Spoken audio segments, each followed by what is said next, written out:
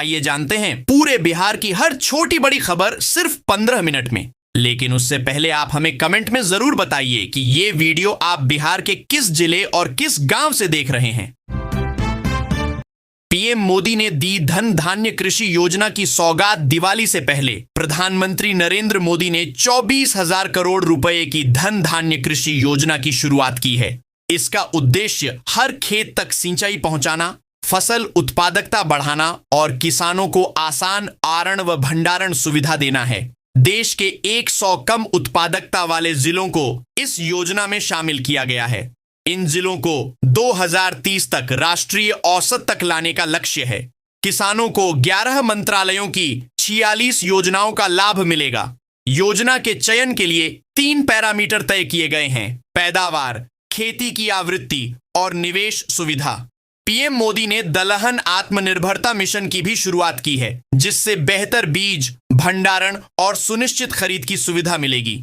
अनुमान है कि 1.7 करोड़ किसानों को इस योजना से लाभ मिलेगा। नीतीश को मिला पुराना साथी, अरुण कुमार की वापसी। बिहार विधानसभा चुनाव के बीच मुख्यमंत्री नीतीश कुमार की ताकत बढ़ी है। जहानाबाद के पूर्व सांसद और वरिष्ठ नेता डॉ अरुण कुमार ने अपने बेटे रथुराज कुमार और सैकड़ों समर्थकों के साथ जदयू में घर वापसी की। पटना स्थित प्रदेश कार्यालय में जदयू अध्यक्ष ललन सिंह और राज्यसभा सांसद संजय झा ने उन्हें सदस्यता दिलाई। माना जा रहा है कि रथुराज घोसी सीट से जदयू प्रत्याशी हो सकते हैं। अरुण कुमार की गिनती बिहार के बड़े भूमिहार नेताओं में होती है। ऐसे में उनकी वापसी को राजद के भूमिहार प्रेम का सीधा जवाब माना जा रहा है। पहले चरण के नामांकन के दौरान यह कदम जदयू के लिए बड़ा सियासी संदेश है। अरुण कुमार के साथ कई स्थानीय नेता और कार्यकर्ता भी पार्टी में शामिल हुए। नीतीश कुमार ने इस मौके पर कहा कि जदयू परिवार में पुराने साथियों की वापसी से संगठन और मजबूत होगा। मुकेश सहनी का भाजपा पर हमला, बिहार की राजनीति में बयानबाजी तेज हो गई है। विकासशील इंसान पार्टी के संस्थापक और पूर्व मंत्री मुकेश सहनी ने भाजपा और एनडीए पर तीखा हमला बोला है। सहनी ने कहा कि भाजपा अपना अस्तित्व बचाने के लिए दर दर भटक रही है। उन्होंने दावा किया कि गठबंधन के भीतर सीट बंटवारे को लेकर घमासान मचा है और मामला दिल्ली दरबार तक पहुंच गया है। सहनी ने कहा कि महागठबंधन में सीट शेयरिंग लगभग तय है और जल्द इसकी घोषणा होगी। उन्होंने नीतीश कुमार और भाजपा की खींचतान पर तंज कसते हुए कहा कि जदयू मुख्यमंत्री की कुर्सी बचाने के लिए बेचैन है, जबकि भाजपा उसे छीनने के लिए व्यग्र है। सहनी ने बिहार की बदहाली का भी जिक्र किया। बेरोजगारी रिकॉर्ड तोड़ रही है, महंगाई कमर तोड़ रही है और उद्योग धंधे ठप हैं। जनता अब बदलाव चाहती है। राघोपुर से प्रशांत किशोर का शंखनाद बिहार की सियासत में आज बड़ा धमाका हुआ। जन सुराज पार्टी के संस्थापक प्रशांत किशोर ने राघोपुर से चुनावी अभियान का आगाज किया। पटना में मीडिया से बोले, मेरे नाम की चर्चा मात्र से तेजस्वी यादव दूसरी सीट तलाशने लगे हैं। अगर मैं मैदान में उतरा तो उन्हें भागना पड़ेगा। किशोर ने कहा कि राघोपुर एक खास इलाका है जहां से मुख्यमंत्री और उप मुख्यमंत्री चुने जाते हैं। वे जनता से राय लेंगे और उसी आधार पर फैसला करेंगे कि किसे उम्मीदवार बनाया जाए। तेजस्वी पर कटाक्ष करते हुए बोले, अगर मैं चुनाव लड़ता हूं तो उन्हें 2 सीटों से उतरना पड़ेगा, ठीक वैसे ही जैसे राहुल गांधी को अमेठी छोड़ना पड़ा था। उन्होंने साफ किया कि पवन सिंह का चुनाव न लड़ना उनका प्रभाव नहीं है। राघोपुर की जनता ही तय करेगी कि बदलाव की बागडोर किसे मिलेगी। ओवैसी की एंट्री, 100 सीटों पर एआईएमआईएम का दावा। बिहार चुनाव में असदुद्दीन ओवैसी की पार्टी एआईएमआईएम ने बड़ा ऐलान किया है। पार्टी ने कहा कि वह इस बार लगभग 100 सीटों पर चुनाव लड़ेगी, जो पिछली बार से 5 गुना ज्यादा है। एआईएमआईएम प्रदेश अध्यक्ष अख्तरुल ईमान ने कहा कि हमारा लक्ष्य बिहार में तीसरा विकल्प तैयार करना है। उन्होंने दावा किया कि राजग और महागठबंधन दोनों को हमारी मौजूदगी का एहसास होगा। ईमान ने कहा कि 2020 में हमने लालू और तेजस्वी को गठबंधन का प्रस्ताव दिया था, लेकिन कोई जवाब नहीं मिला। अब हम अपना दायरा बढ़ाएंगे और समान विचारधारा वाले दलों से भी बातचीत करेंगे। चुनाव 6 और 11 नवंबर को होंगे, नतीजे 14 नवंबर को आएंगे। एआईएमआईएम ने पिछली बार बसपा और उपेंद्र कुशवाहा की पार्टी के साथ मिलकर चुनाव लड़ा था। इस बार पार्टी अकेले दम पर मैदान में उतरने की तैयारी में है। बिहार में मौसम का बदला मिजाज। बिहार में भारी बारिश से राहत मिली है। बंगाल की खाड़ी में बने निम्न दबाव का असर कमजोर पड़ने से वर्षा में कमी आई है। मौसम विज्ञान केंद्र पटना के अनुसार दक्षिण पश्चिम मानसून धीरे धीरे कमजोर हो रहा है और बक्सर, कैमूर, रोहतास समेत कई हिस्सों से लौट चुका है। अगले 3-4 दिनों में पूरे प्रदेश से मानसून की विदाई की संभावना है। इसके बाद पछुआ हवा चलेगी और धीरे धीरे तापमान गिरेगा। बीते 24 घंटों में कई जिलों में हल्की बारिश दर्ज की गई। मधुबनी के झंझारपुर में सबसे ज्यादा 8 मिमी, रोहतास के नौहट्टा में 6.8 मिमी, बांका में 2.4 मिमी और अररिया में 2 मिमी बारिश हुई। पटना का अधिकतम तापमान 32.3 डिग्री सेल्सियस दर्ज किया गया, जबकि खगड़िया सबसे गर्म रहा 35 डिग्री सेल्सियस।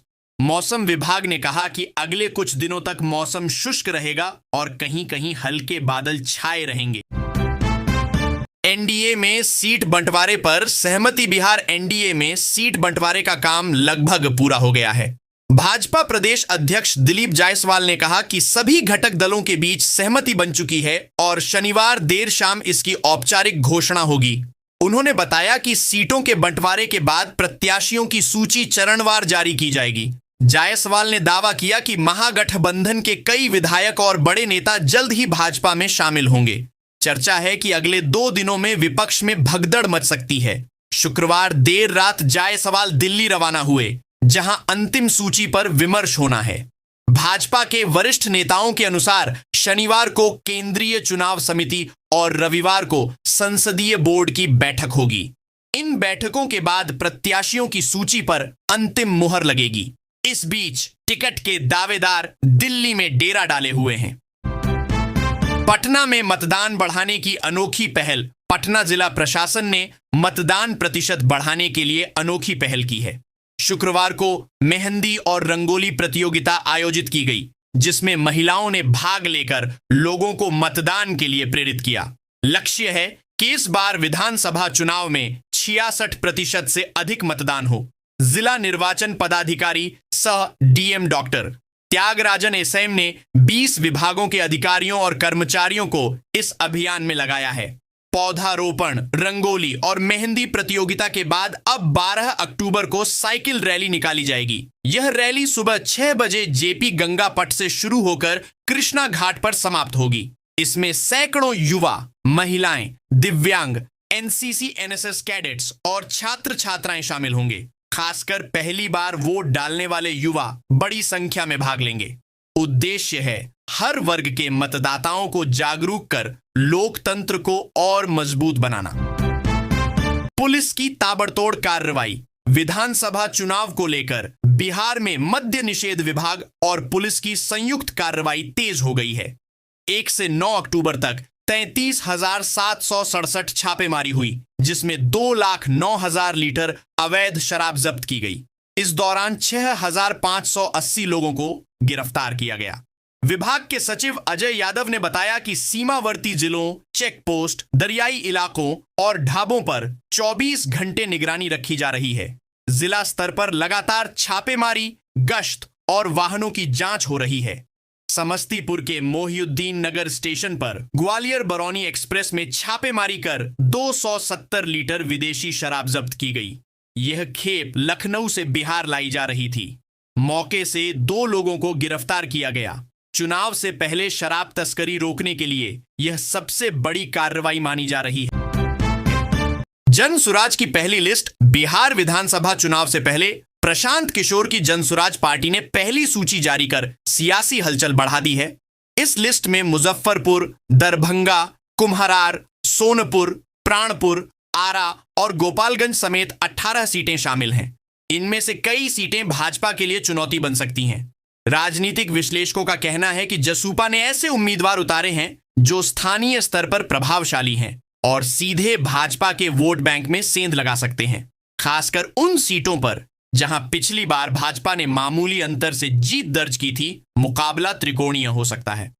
पार्टी का फोकस युवा और समाज सेवी चेहरों पर है। नौकरशाहों को भी मैदान में उतारने के संकेत मिले हैं।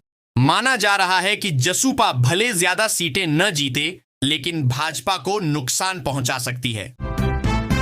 मुजफ्फरपुर हाजीपुर बाईपास 15 साल के लंबे इंतजार के बाद मुजफ्फरपुर हाजीपुर बाईपास पर शनिवार से आवागमन शुरू हो गया। यह बाईपास मदोल से शुरू होकर सीधे सदातपुर 4 लेन से जुड़ता है, जिससे मोतिहारी, दरभंगा और सीतामढ़ी जाने वालों को अब रामदयालु होकर नहीं गुजरना पड़ेगा। इससे रामदयालु से चांदनी चौक तक ट्रैफिक लोड काफी कम हो जाएगा। 17 किलोमीटर लंबे इस बाईपास पर करीब 200 करोड़ रुपये निर्माण पर और 199 करोड़ भूमि अधिग्रहण पर खर्च हुए। 2010 में स्वीकृति मिलने के बाद भूमि विवाद के कारण 6 साल तक काम ठप रहा। कोर्ट के आदेश के बाद 2021 से 42 में काम दोबारा शुरू हुआ और अब जाकर पूरा हुआ। डीएम सुब्रत कुमार सेन ने इसे ऐतिहासिक उपलब्धि बताया। इस बाईपास से यात्रियों को जाम से बड़ी राहत मिलेगी। शिक्षकों का वेतन संकट। बिहार में बड़ी संख्या में सरकारी शिक्षकों को वेतन नहीं मिल रहा है। 500 से अधिक शिक्षकों ने दावा किया है कि सितंबर महीने का वेतन अब तक नहीं मिला। शुक्रवार को शिक्षा भवन में सुबह से ही शिक्षकों की भीड़ लगी रही। मड़वन, सरैया, पारू, साहेबगंज और मोतीपुर के शिक्षक आवेदन जमा करने पहुंचे। ऑनलाइन शिकायतें भी दर्ज कराई गई हैं। जिला शिक्षा अधिकारी ने रिपोर्ट मांगी है। तकनीकी कारणों से डिजिटल भुगतान बाधित हो रहा है। नए जिला कार्यक्रम पदाधिकारी अलका सहाय को नोडल अधिकारी बनाया गया है। प्रारंभिक जांच में सामने आया कि 40% आवेदन सितंबर माह के वेतन से जुड़े हैं। डीपीओ ने भरोसा दिलाया कि किसी भी शिक्षक का वेतन अटका नहीं रहेगा और जल्द भुगतान होगा। फिलहाल शिक्षकों में नाराजगी बनी हुई है। गया में वंदे भारत ट्रायल। भारतीय रेल ने गया सरमाटांड स्टेशन के बीच वंदे भारत एक्सप्रेस का सफल ट्रायल किया। यह ट्रेन कवच प्रणाली से लैस है और 160 किलोमीटर प्रति घंटे की रफ्तार से दौड़ी। ट्रायल 88 किलोमीटर लंबे ट्रैक पर हुआ, जिसमें पूर्व मध्य रेल के महाप्रबंधक और तकनीकी टीम मौजूद रही। वर्तमान में दिल्ली हावड़ा रूट पर ट्रेनों की अधिकतम रफ्तार 130 किलोमीटर प्रति घंटा है, लेकिन इसे 160 तक बढ़ाने की तैयारी है।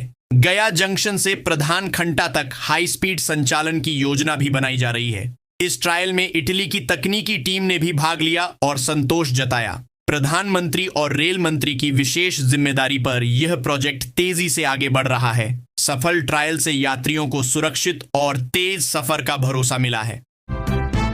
डुमरांव में जल भराव। डुमरांव में पूर्वी रेलवे गुमटी से बड़ा बाग पथ पर जल जमाव ने सड़क को झील में बदल दिया है। इस मार्ग पर आवागमन पूरी तरह ठप हो गया है। हजारों लोग बाजार और रेलवे स्टेशन नहीं जा पा रहे हैं। 1 दर्जन से अधिक स्कूल वाहनों का रूट इसी रास्ते से है, जिससे बच्चों और अभिभावकों को भारी दिक्कत हो रही है। बड़ा बाग पथ पर 4 निजी विद्यालय हैं, जहां छात्र कीचड़ और गंदे पानी से होकर जाने को मजबूर हैं। यह सड़क 2 दशक पहले बनी थी, लेकिन तब से मरम्मत नहीं हुई। गड्ढों और गंदे पानी से टेक्सटाइल कॉलोनी के हजारों लोग परेशान हैं। स्थानीय निवासी रामजी प्रसाद ने कहा कि नालियों की सफाई नहीं होती। नगर परिषद लाखों खर्च का दावा करती है, लेकिन हालात जस के तस हैं। अधिकारी वैकल्पिक व्यवस्था की तलाश की बात कह रहे हैं। पवन सिंह का ऐलान। भोजपुरी सुपरस्टार पवन सिंह ने विधानसभा चुनाव को लेकर उठ रही अटकलों पर विराम लगा दिया है। उन्होंने फेसबुक और एक्स पर साफ कहा कि उन्होंने किसी पार्टी को चुनाव लड़ने के लिए ज्वाइन नहीं किया और न ही उनका चुनाव लड़ने का इरादा है। पवन सिंह ने कहा, मैं पार्टी का सच्चा सिपाही था, हूं और रहूंगा। उनके बयान से समर्थकों के बीच चल रही चर्चाएं थम गईं। हाल ही में उनकी भाजपा नेताओं अमित शाह और जेपी नड्डा से मुलाकात के बाद कयास तेज हो गए थे। इससे पहले वे उपेंद्र कुशवाहा से भी मिले थे। इधर पत्नी ज्योति सिंह से विवाद ने भी तूल पकड़ा। पवन सिंह ने पत्नी पर टिकट के लिए दबाव बनाने का आरोप लगाया, जिसे पत्नी ने खारिज किया। अब ज्योति सिंह की प्रशांत किशोर से मुलाकात ने नए राजनीतिक कयासों को जन्म दिया है।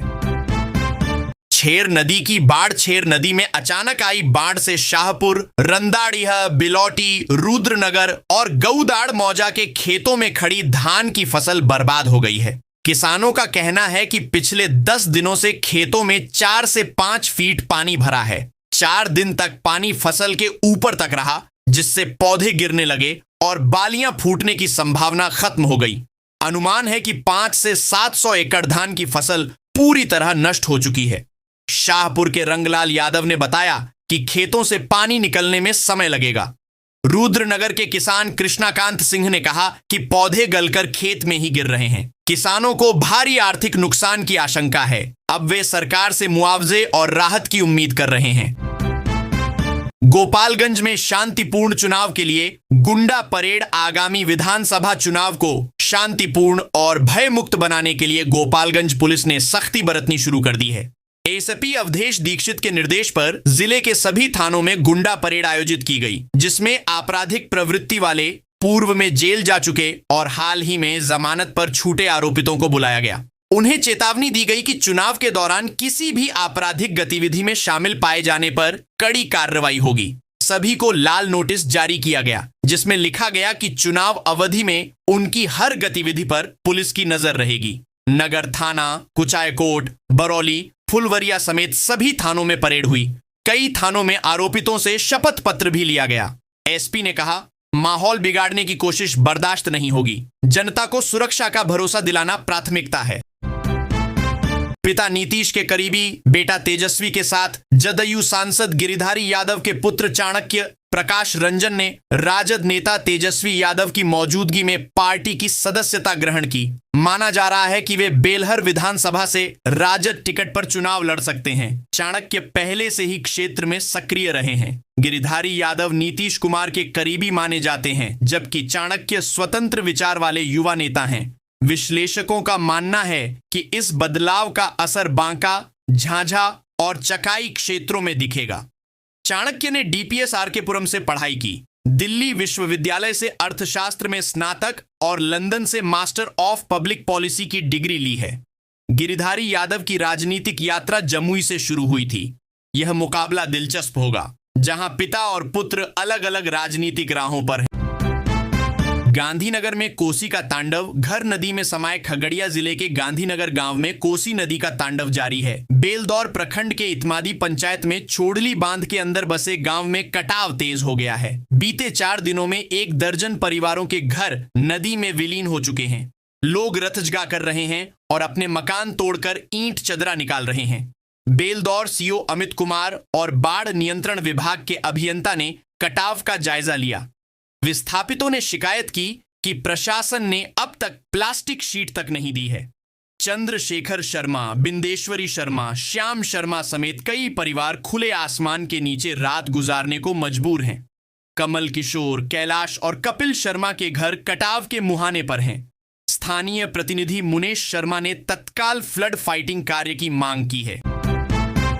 पूर्णिया में कफ सिरप तस्करी पर पुलिस का शिकंजा। पूर्णिया जिले के जानकी नगर थाना क्षेत्र के छर्रापट्टी गांव में पुलिस ने 2158 बोतल प्रतिबंधित कोडीन युक्त कफ सिरप बरामद की है। गुप्त सूचना पर रूपेश्वरी, चकमका ओपी और थाना पुलिस ने संयुक्त छापेमारी की। दिलीप कुमार यादव को गिरफ्तार किया गया, जबकि उसका बेटा चेतन यादव ऑल्टो कार से फरार हो गया। पुलिस ने घर के गैराज की तलाशी दंडाधिकारी की मौजूदगी में वीडियोग्राफी के साथ ली, जिसमें 10 बोरी में भरी सिरप मिली। बरामद सिरप की कीमत लगभग 4,50,000 रुपये आंकी गई है। बनमनखी एसडीपीओ शैलेश प्रीतम ने बताया कि फरार तस्कर की गिरफ्तारी के लिए लगातार छापेमारी जारी है। छापेमारी दल में पुण्य अर्चना कुमारी, अनुष्का रानी, विवेक कुमार समेत कई सिपाही शामिल थे। पुलिस ने तस्करी पर सख्त कार्रवाई का भरोसा दिलाया है। बसंतपुर नगर पंचायत में जल जमाव और कचरा संकट। बसंतपुर नगर पंचायत बनने के बाद लोगों को उम्मीद थी कि मूलभूत सुविधाएं सुधरेंगी, लेकिन जल जमाव और कचरा निस्तारण की समस्या जस की तस बनी हुई है। रोजाना 3-4 ट्रैक्टर से कचरा उठाया जाता है, जिसे मलमलिया नहर पुल के पास इकट्ठा कर दिया जाता है। इससे दुर्गंध फैलती है और राहगीरों को नाक पर कपड़ा रखना पड़ता है। जल जमाव की समस्या थाना मार्ग, राम जानकी मंदिर मार्ग और वार्ड 5 में गंभीर है। तेज बारिश में 2-3 फीट पानी जमा हो जाता है, जिससे लोग बीमार पड़ते हैं। जल निकासी के लिए टैंकर से पानी निकाला जाता है, लेकिन यह अस्थायी समाधान है। स्थानीय लोग दवा छिड़काव और फॉगिंग की मांग कर रहे हैं। सड़क और नाले का निर्माण जारी है, पर लोगों को यह प्रयास नाकाफी लग रहा है। शिवहर में चुनाव से पहले 67 लाख की नकदी बरामद। विधानसभा चुनाव से पहले शिवहर में प्रशासन ने बड़ी कार्रवाई करते हुए 6 अलग अलग जगहों से 67,06,000 रुपए नकद बरामद किए हैं।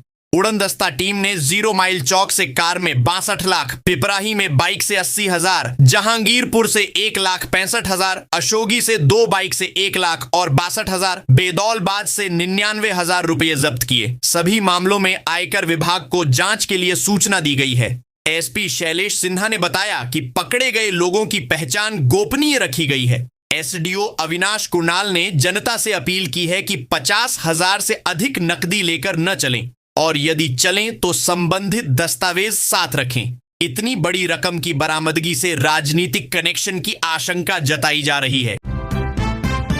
महनार बाजार में भीषण आग, 4 दुकानें राख। वैशाली जिले के महनार बाजार स्थित न्यू रोड में शुक्रवार देर रात भीषण आग लगने से 4 दुकानें जलकर राख हो गईं। रात 12 बजे धुआं उठता देख लोग मौके पर पहुंचे, लेकिन आग तेजी से फैल चुकी थी। कपड़ा, किराना और इलेक्ट्रॉनिक सामान जल गया। स्थानीय लोग बाल्टी और पाइप से आग बुझाने की कोशिश करते रहे, लेकिन दमक्कल की छोटी गाड़ी से काबू नहीं पाया जा सका। बाद में देसरी से बड़ा दमक्कल वाहन बुलाया गया।